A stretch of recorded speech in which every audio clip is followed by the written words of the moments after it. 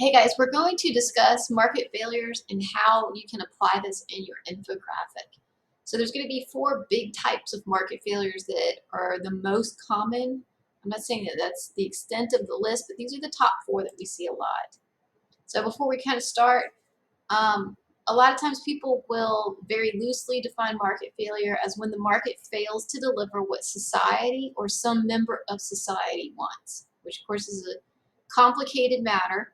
In econ, if we look at a market failure, we would basically say private pursuits lead to an inefficient use of society's resources compared to what would happen in a perfectly competitive outcome is some other outcome happening in the market because of a kind of market failure. Generally, people want to let the market work as long as it works efficiently. What, of course, we've seen in imperfect competition and externalities and public goods is that it doesn't always work efficiently.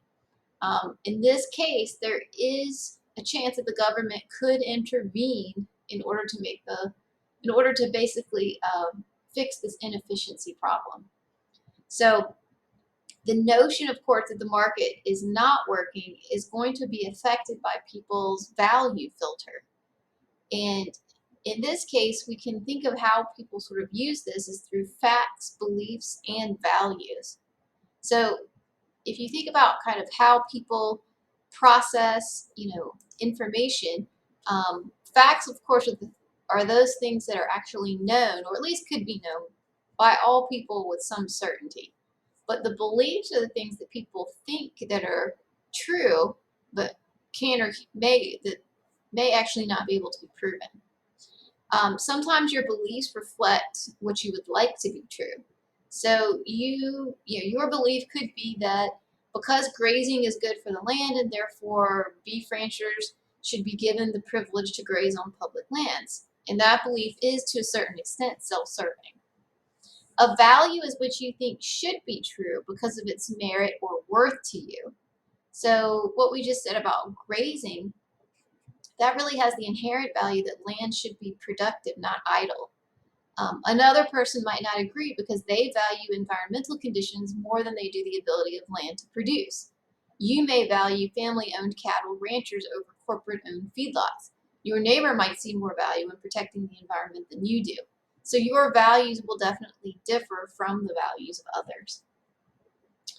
So the four common types of market failures. So when you are identifying your market failure, most likely it's going to fall in one of these categories, either in an externality, imperfect competition, public goods, or what we're going to call open access. So when you guys are in your infographic and you're identifying the market failure, see if your market failure falls into one of these categories. So externality, of course, you've just sort of exited this particular part, but the cost or benefits of production are realized by someone other than the producer. And you can have negative externalities and you can have positive externalities. So if we look at the graph, you've got the private marginal cost in demand, but then you've got the social marginal cost. So unfortunately, the marginal social cost is higher than the marginal private cost because there are externalities.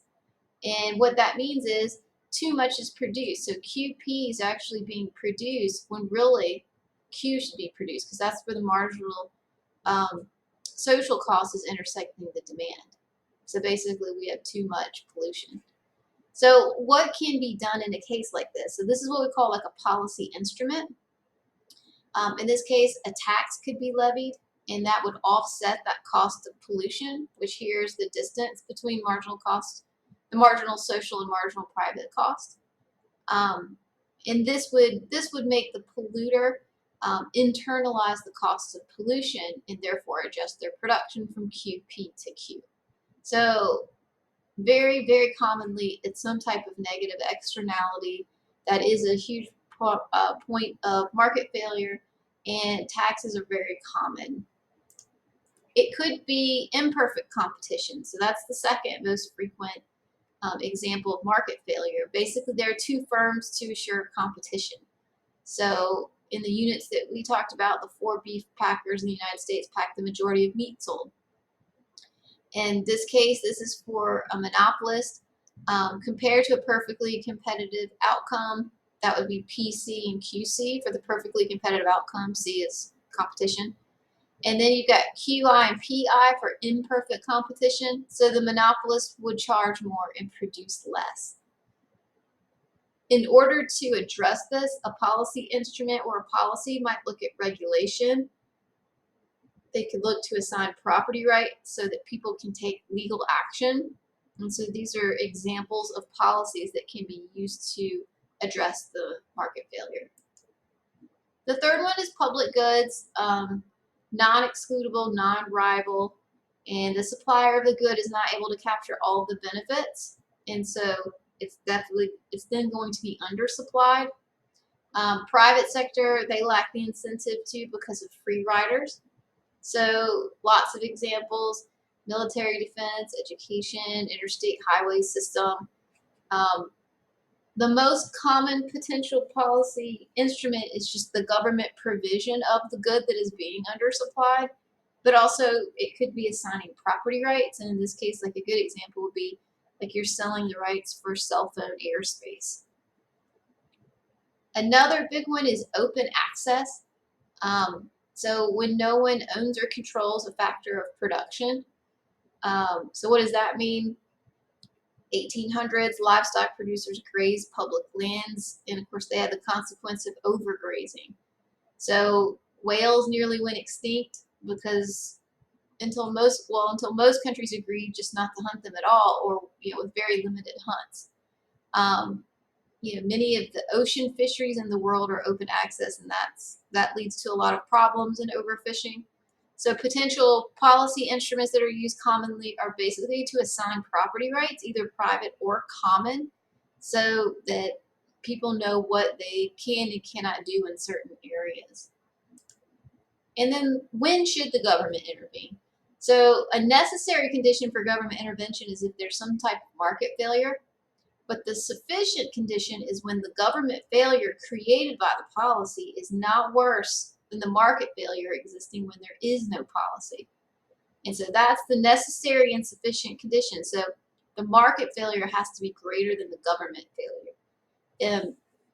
Obviously people know examples where there is a market failure and the government intervened, and some people think that the government failure is actually bigger than the market failure. And in that case, of course, the government would not intervene. And what is government intervention? So coercion and empowerment, those are the two big ones. So coercion is basically forcing people through penalties or incentives. So penalty would be like taxes, prison, fines, whereas incentives would include like subsidies, praise, awards, education. And then you could have empowerment. So you help people get what they want. You can define property rights to, empower one group over another, or different ways. But coercion is quite often used, but empowerment is also used too. So before you get too deep into doing the infographic, make sure that you have first decided, is it one of the 4 market failures? If so, you can kind of use potential policy instruments. What is the policy? What has happened? Is there some type of policy that is trying to address it? And then you could also talk about, do we think that government intervention is, does it make things better? Does it make things worse? Is the market failure bigger than the government failure? Does it make sense for the government to have intervened in this case? So just make sure you think about this as you're doing the infographic. And if you have any questions, please shoot us an email.